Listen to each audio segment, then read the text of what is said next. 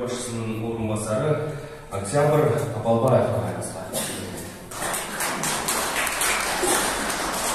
Рахмат.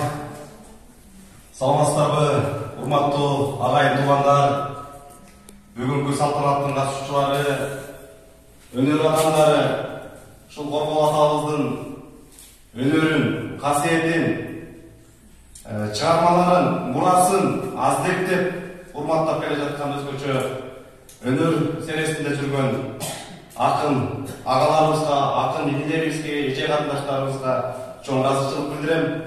Ошол менен бирге ушул Коргоо атабыздын бүгүнкү мааракесин уюштуруп жаткандарга, уюштуруучуларга, Кыргыз Республикасынын президенттин администрациясынын саясий жана экономикалык изилдөөлөр башкармалыгынын башчысы Исанов Алмаз Насирдиновичтин атынан чоң ыраазычылык билдирип койгонго уруксат этиңиздер. Айтылуу Сантакебиздин айткан сөзү бар. Жаш адамдын аты өлбөйт, кагазга түшкөн аты өлбөйт деп. Учурунда Алла таалам Коргоо атабызга, Калык атабызга, Барып аталарыбызга, Эшмамбет Токтогул аталарыбызга, Айтике деген чоң акындарыбыздын бардыгына улуу касиеттерди берген экен. Жеңишок атабызга, Ниязалы аталарга мына ошол касиети өнөрүндө экен. Өнөрүн өлбөйт деген кыргыз элинин айтылган макалдагы мына ушуларга туура келет.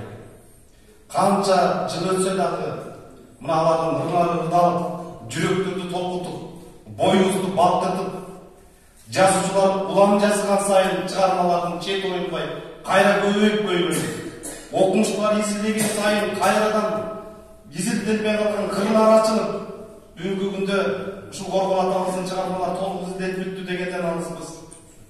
Мына ошолор акынды акын кылган, акынды бийик кылган ушул төкмө акындардын жүрүп турумунан, төкмө акындардын бир насаат санатынан эле байкасак болот. Булар эч качан устатын унутпайт.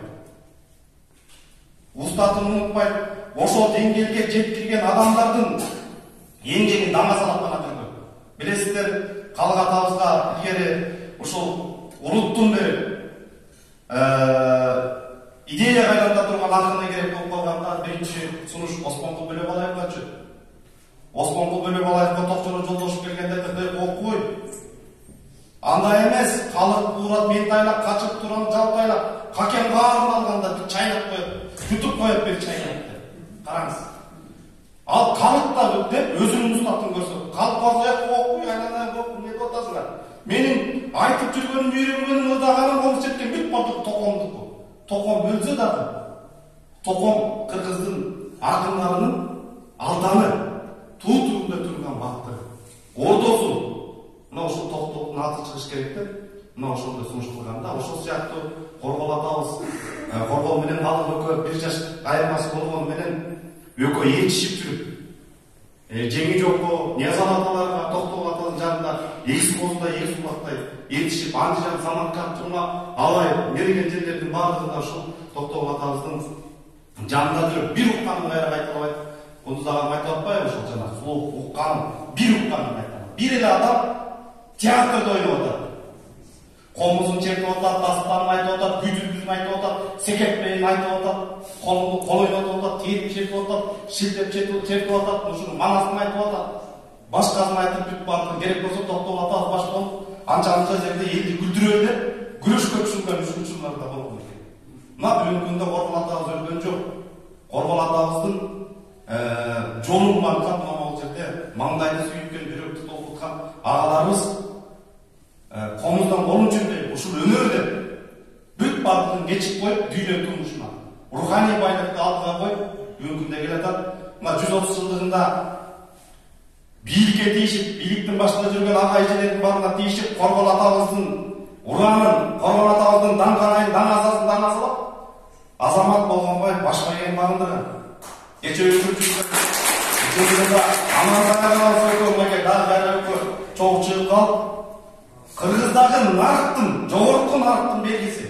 Улууга эч качан улууга сөз айтпай, артылып айттыртпай, мына ушундай улууларды аттары улуудан мурун ат бастырбай, тайкеден мурун ат сугарбай деп кыргыздар айтып турат го. Ансагандай мынакей жогорку адептин, ахлактын нақтасының белгісі биіктігі қылып Амантай ағабызға берді. Бірақ шынында келгенде Амантай ағабыздың жолы да болу келе өнер серіп жашындадыңыз, жөніне берген жоқ.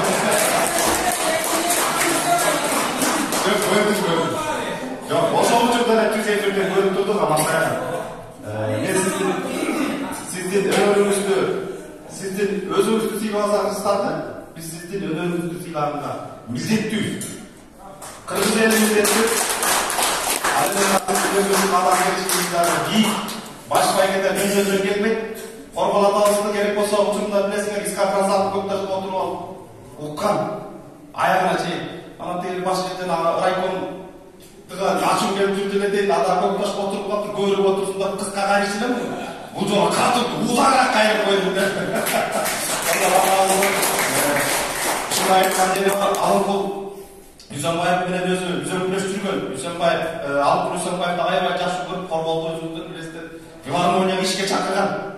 Анам бір ай іштеп тұрып, бұл маға жарабайды дегендер кетіп қалған. Себебі бұға секет пайда айттырбайды екен, сүйгенді айттырбайды екен. Ба білесіздер, айтып ойларымыз, 4 сағыр бар білесіздер. Сталиндік ақылымыз, Сталин деп жатырмыз, şu жерде отырғанды уақытта Сталинге ақылымыз деп.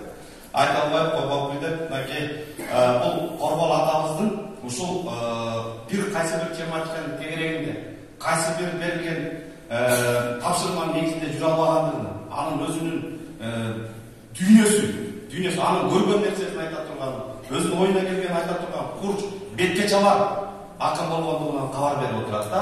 Бірақ ошондай болса да, филармонияға іштебей қойса да, қалбай қалды дегенде намыспыз.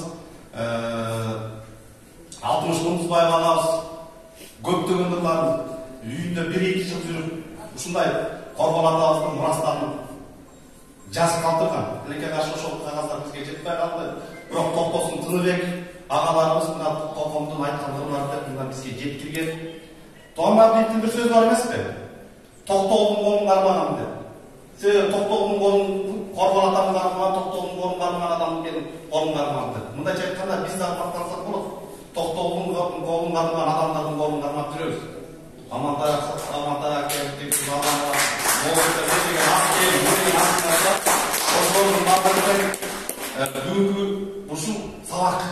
Шылмен ақындарға, манасыздарға отыратын әкел, сөзін биік көтеріп, Қырғыздың желегін, байрағын, асаласын биік көтеріп, Бедарап деңгейде мынау үшін біздің мұрасымызды дүниеге дамытып келе жатса, өнерді аздектеңіздер, өнерге қам көріңіздер. Сіздерге ел қам көріш керек, өзіңіздер білесіздер, Тоқтол атамыздағы ұшырында ел жақшылары, Ешмамбет болуы, Қорбол болуы, кім болады, барлығын ел жақшылары көңіл тұрған екен. Ошол сіздердің көңіліңізді өстөкен дейміз, шығармашылығыңыздар, ошол елге қалып, қылымдар бай, оғылыңызға көчіп, ұрпақтан ұрпаққа өтіп тұрса деп тілейміз. Роза Жәрдиндағы Макей кечегі күні Тоқаевтан алған достық, екінші даражада достық орденіне құт болсын екен. Мына сізге рахметсіздер, ел аралық деңгейдегі сыйлықтар, мемлекеттік сыйлықтар күнден жөн келген жоқ. Тынымсыз ізденудің, тынымсыз мейнеттің, ошол берген өнерді аздекте өздіріп, бұтақтатып, бақтатып, шақтатып, тамырлатып, шакирт күтіп, өздіріп, өніктіріп, өз мейнетіңізден үзірі болып атады. Мына ошол үзірлі нәрселеріміз, санатымыз ешқашан жабылмасын. Қорбол атамыздың арманы разы болсын.